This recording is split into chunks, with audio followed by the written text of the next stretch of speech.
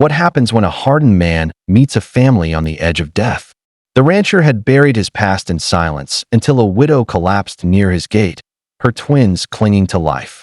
He never planned to become a hero. But destiny doesn't ask permission, it just knocks, sometimes with tiny fists. Stay with us till the end to witness a story of redemption, courage, and an unexpected family born from pain. Jacob Whitlow lived so far from town, most people forgot he even existed. His ranch sat alone on the edge of the Wyoming plains, surrounded by hills, broken fences, and silence. Years ago, he had been a name people knew, Jacob the rodeo star, the bull rider with the iron grip and wild charm. But after one tragedy too many, he gave it all up. The crowds, the noise, the friendships, everything. Now, he kept only animals for company and barely spoke a word to anyone. Some said he lost someone he loved. Others said he just went cold inside. Whatever the truth was, Jacob didn't explain. And nobody asked. The ranch house was simple, wooden floors, no internet, no television. Just a fireplace, an old couch, and shelves full of dusty books. He woke up at sunrise and worked until sunset. Day in, day out. It was a lonely life. But, for Jacob, that was the point. He didn't want to feel anything. He didn't want to be reminded of what he'd lost. And he certainly didn't want visitors. That's why, when the snowstorm hit that night, he never expected someone to show up. The wind was howling, thick flakes falling fast, covering everything in white. Jacob had just locked the barn and was about to head inside when he heard it, a sound he hadn't heard in years. Knocking, slow, weak. Then again, knock. Knock. Knock. That he paused, heart beating faster. No one ever came out this far, especially not in weather like this. He grabbed the shotgun from inside the door, not knowing what to expect. He swung the door open, ready to yell or send someone away, but instead, someone fell into his arms. It was a woman. Thin, pale, freezing cold. Her lips were blue, her hands shaking. Wrapped in her coat were two small children, twins, no older than 5. They were crying, holding on to her as if their lives depended on it. Jacob caught her just before she hit the floor. He dragged them all inside, kicked the door shut, and laid them down by the fire. The kids clung to each other, their faces red from the cold. The woman barely spoke. Just one word, over and over. Please, please. He didn't ask questions. He just moved. He brought blankets, lit more firewood, gave them soup from the pot on the stove. The woman drifted in and out of sleep, too weak to stay conscious. The kids ate like they hadn't seen food in days. Jacob sat nearby, watching them. Something about the scene stirred a part of him he thought had died long ago. He didn't know who they were, didn't know what they were running from. But he could tell, whatever it was, it had nearly killed them. Hours passed. The snow piled high against the windows. The woman finally woke, her voice barely a whisper. "My name is Claire," she said. "I had nowhere else to go." Jacob didn't say much back. He just nodded and poured her more soup. The kids were asleep by then, wrapped tight in blankets near the fire. Claire tried to sit up, but winced in pain. She looked at Jacob, her eyes full of fear. "Please," she said again, her voice trembling. "Don't let him find us." Jacob's hand paused midair. He looked at her closely now, saw the bruises, the way her hands shook, the cut on her cheek. This wasn't just a lost traveler. This was someone running from something dark. He didn't press her for answers. Not yet. But deep inside, a familiar tension started to rise. The kind he hadn't felt since the old days. He knew danger when he saw it. He knew what fear looked like. Outside, the wind howled louder. The snow kept falling. And somewhere out there, someone was looking for her. Jacob looked over at the kids, then at Claire, and he knew one thing for sure. This wasn't the end of the storm. It was only the beginning. Claire barely remembered collapsing at the rancher's door. The snowstorm had blurred everything. Her thoughts, her sight, her strength. But when she woke up, there was warmth, the sound of crackling fire, and the smell of something cooking. For a moment, she thought she had died. Then she saw her children, Eli and Sadie, fast asleep under thick blankets, their cheeks rosy again. She tried to sit up and panicked at the pain in her legs. Her body ached everywhere. Then she saw him, Jacob. He was sitting in a chair across the room, silent as a statue, staring into the fire. She didn't know who he was, but she remembered his arms catching her, The way he'd carried her inside without a word. Where? Where are we? She asked softly. He didn't turn. Safe? He said simply. Claire felt her chest tighten. Safe. A word that meant nothing to her anymore. She had spent months running, hiding, sleeping in her car, skipping meals so her kids could eat, lying to strangers, and praying no one asked questions. She had once had a house, a job, a quiet life. But when her husband turned violent, everything fell apart. She tried the shelters, tried staying with relatives. But he always found her. This time, she ran farther than ever before, 3 states over. No map, just a name and a place she found scribbled in an old notebook. A friend of her late father, someone who might help. But when she reached the address, the house was gone, torn down, the land empty, and the storm was already moving in with no other option. She kept walking down the road, holding one twin in each hand. Her legs went numb long before she saw the ranch. Now, looking around the cabin, so simple, so quiet, she couldn't believe they'd made it. Jacob didn't speak much. He gave them food, fixed a bed, and brought in dry clothes. When she tried to thank him, he just shook his head. You need rest, he said. We'll talk later. That night, Claire sat up while her kids slept beside her. She watched the wind beat against the windows and listened to the old house creak in the cold. Jacob was still in his chair, barely moving. His face was hard to read. He looked like someone who had given up on the world. And yet, here he was, saving hers. She finally spoke. I'm sorry for showing up like this. I didn't know where else to go. Jacob didn't reply right away. Then he said quietly, You didn't come here by accident. Something brought you. Claire hesitated. My husband, he's not a good man. Her voice broke. He hurt me. And if he finds us, Jacob's eyes slowly turned toward her. There was something in his face now, something cold, but familiar. Like he knew that kind of fear. He won't. He said that it was a promise. Short and simple, but it meant more than any long speech ever could. For the next 2 days, Claire and the kids stayed inside. Jacob worked around the house and barn, checking fences, feeding animals, and clearing snow. He didn't ask many questions, but he was always watching. Every sound outside made him glance toward the door. Every shadow in the trees made him stop and listen. Claire started noticing strange things. Fresh tire tracks on the road that hadn't been there before. A motion sensor light blinking in the middle of the night. The kids said they saw a drone flying overhead. Jacob said nothing, but his actions changed. He kept a rifle by the front door. He boarded up the windows in the back.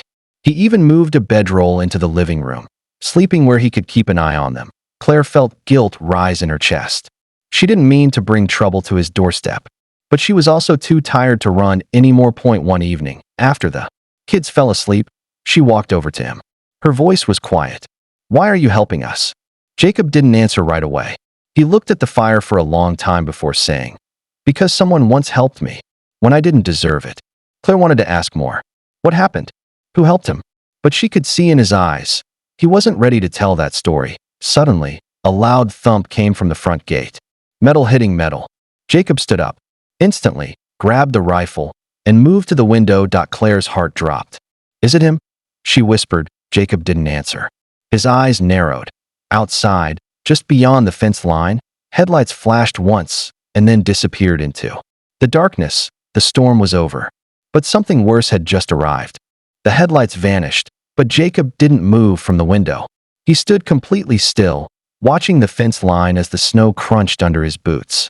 Claire held her breath, clutching her children close, hoping he'd say it was nothing. But Jacob knew better. He'd lived too long in silence not to recognize the feeling in his chest. Trouble wasn't just nearby. It was circling, watching. That night, Jacob barely slept.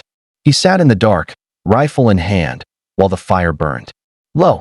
The next morning, before the sun was even up, he was outside walking the perimeter of the ranch.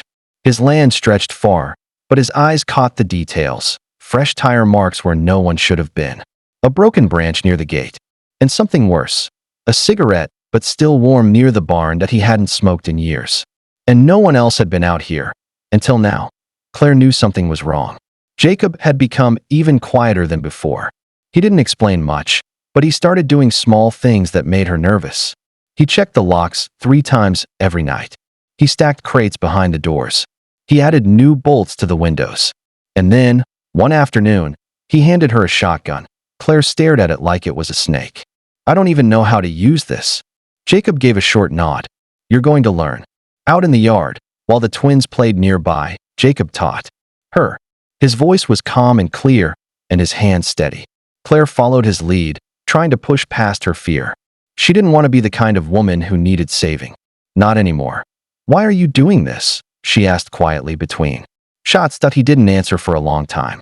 Then he finally said, because if he comes here, I'm not letting him take you. That night, Claire cried in the kitchen when no one was looking. Not because she was scared, but because, for the first time in years, someone was standing up for her. Still, the signs kept coming.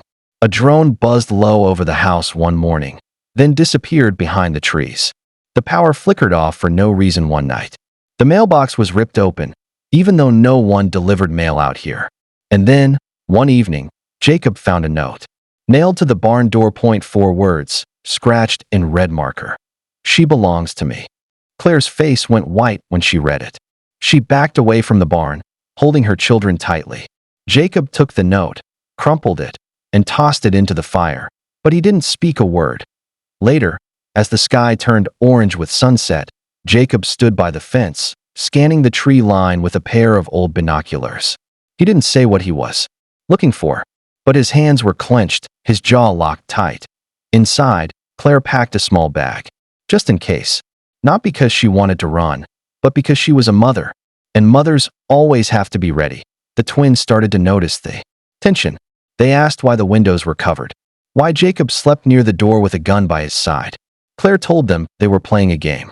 But Sadie wasn't convinced. Is that bad man coming back, Mommy? She asked one night. Claire didn't answer. She just pulled both kids into her arms and held them until they fell asleep. The wind was changing.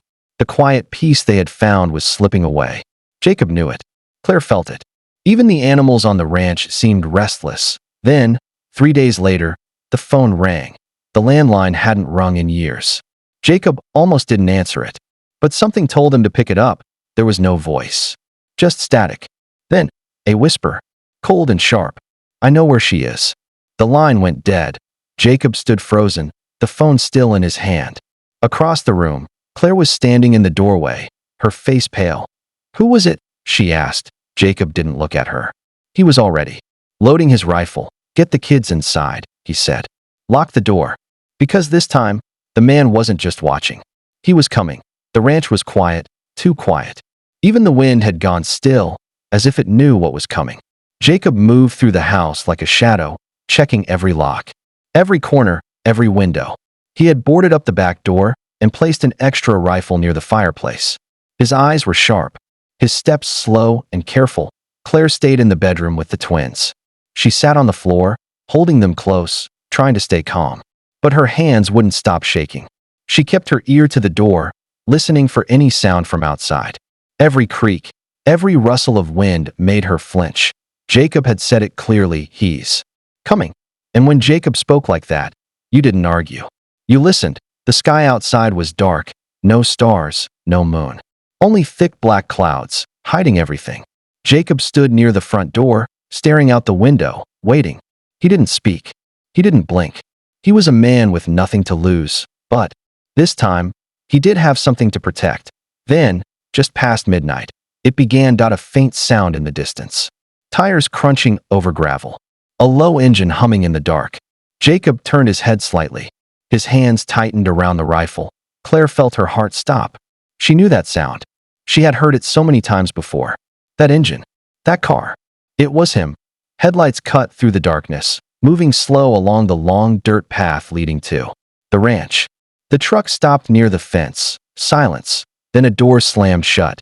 Jacob stepped out onto the porch, calm but alert. He didn't raise his weapon. Not yet. He just stood there, waiting, watching. A tall man walk toward the gate. His boots crunched the frozen ground. His coat flapped in the wind. His face was half hidden by a hat, but Jacob could see enough. The anger in his walk, the cruel smirk, the confidence of someone who believed he couldn't be stopped. Where is she? The man shouted.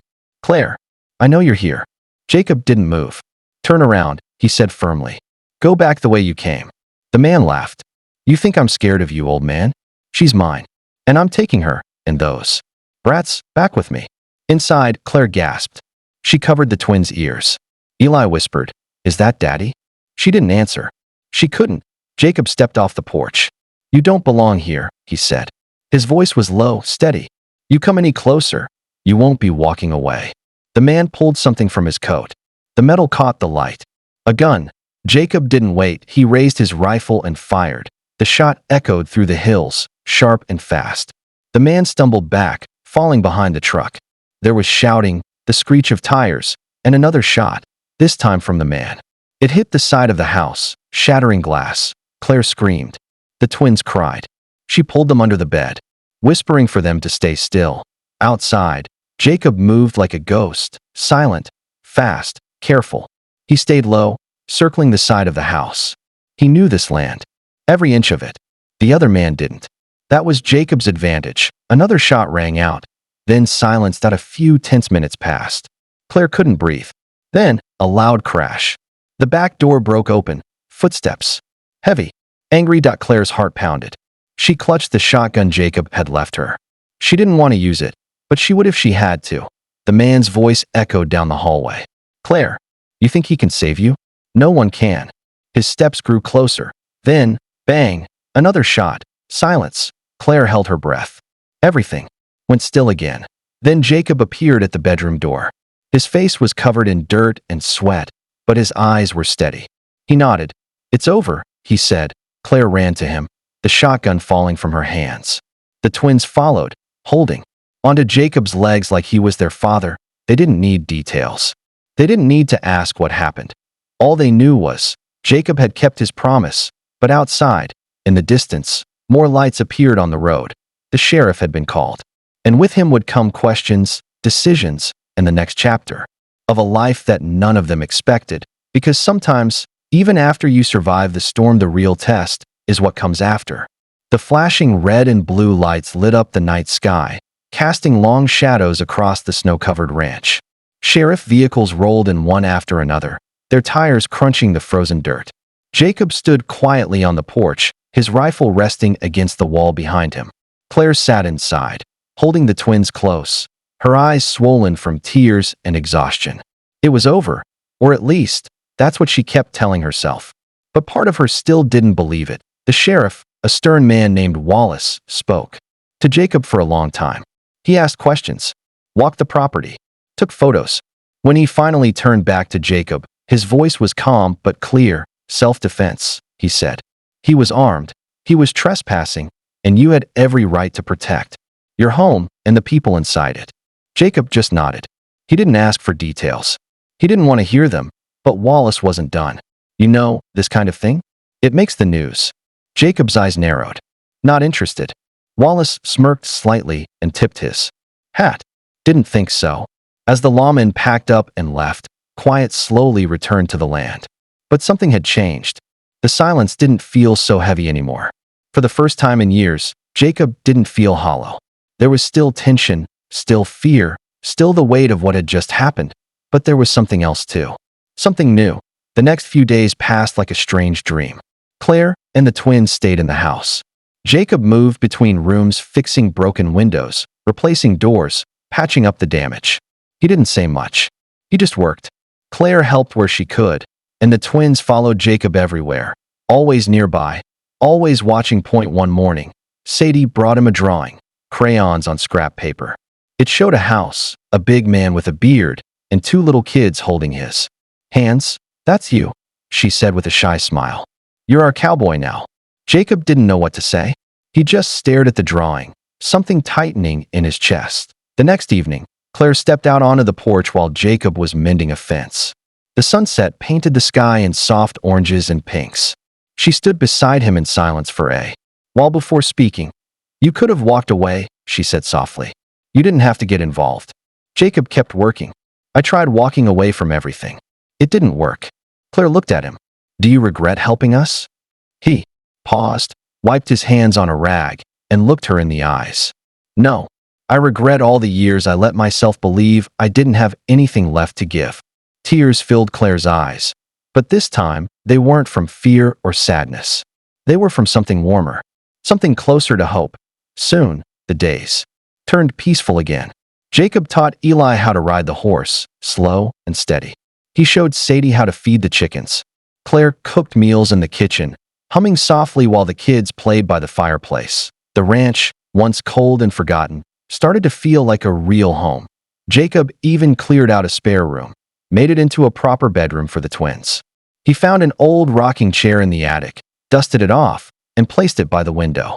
Claire caught him sitting in it one night, staring out at the land, a faint smile on his face. "This place was always waiting for someone," he said. "I just didn't know it was you." Claire walked over and placed a gentle hand on his shoulder. "Maybe it was waiting for all of us." Just as things began to settle, a letter arrived. No name, no return address. Just one sentence inside. "You did the right thing. But it's not over." Jacob read it twice, then passed it to Claire. They both stood silently, the peace of the room slowly fading into unease. Claire looked up at Jacob. "Do you think someone else is out there?" Jacob didn't answer right away. He looked at the twins, playing with their toys by the fire. He looked at Claire, standing strong after everything they'd been through. Then he looked out the window, where the sky was darkening again. "I don't know," he said quietly. "But if they are, they'll have to get through me first." Because Jacob Whitlow wasn't just a lonely rancher anymore. He was a protector, a father figure. And this time, he wasn't alone. Sometimes, the people we try hardest to push away are the ones we're meant to protect. Jacob thought his life was over, until a desperate mother and her twins gave him a second chance at love, purpose, and family. True strength isn't just about facing danger. It's about opening your heart when it's been closed for too long. In the end, saving someone else might just be the only way to save yourself. If this story touched your heart, don't forget to like, share, and subscribe for more powerful stories of courage, hope, and second chances. And tell us in the comments, would you have opened that door like Jacob did? Your voice matters. Let's keep these stories alive.